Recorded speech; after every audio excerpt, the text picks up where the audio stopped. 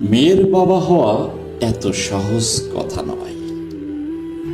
মেয়ের বাবা হওয়া এত সহজ কথা নয়।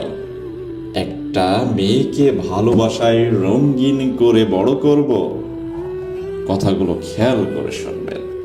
একটা মেয়েকে বড় করে আমার জীবনে যত রং আছে সেই রংগুলো ঢেলে দিয়ে আমার মেয়েকে আমি রঙিন করে বড় করব, আর একদিন কেউ এসে ভালো রাখবো বলে প্রতিশ্রুতি দিয়ে নিয়ে যাবে,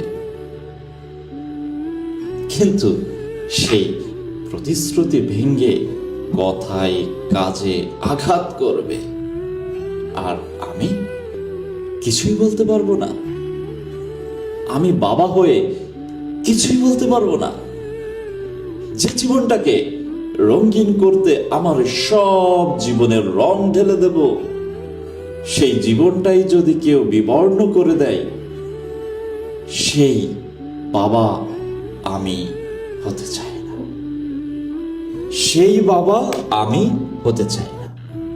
প্রতিটি মেয়ের বাবাদেরকে বলছি, আপনার মেয়েকে যখন বিয়ে দিবেন, আপনার মেয়েকে যদি আপনি বিয়ে দেন, আপনার মেয়ের জামাই মানে তার হাজবেন্ড মানে আপনার জামাই আপনার মেয়ের জীবনকে যদি বিবর্ণ করে দেয়, আপনি যে রঙিন জীবনটা দিয়েছেন সেই রঙিন জীবনটা যদি বিবর্ণ করে দেয় সেই জামাই, আপনি বাবা হয়ে ওই লুতুপুতু কথা, অবহেলার কথা শুনবেন না।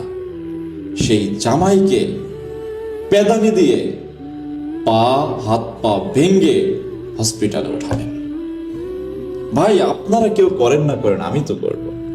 আমার মেয়েকে যে বিয়ে করবে, সে যদি আমার মেয়েকে ভালো না রাখতে পারে, সেই জামাইকে এবং জামাইয়ের পরিবারকে, আমার মেয়ের যদি কোনো অসুবিধা হয়, তাহলে তো আমি তাদেরকে কখনোই ছাড়বো না। সেই জামাইয়ের পরিবারকে আমি কখনো ছাড়বো না। জামাইকে তো ধূলিসাৎ করতে হবে।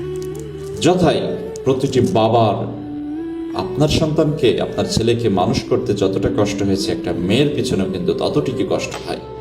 আর আপনি সেই মেয়েটাকে নিয়ে যে আপনি বিবর্ণ করে দিবেন তার জীবনটা, ইম্পসিবল।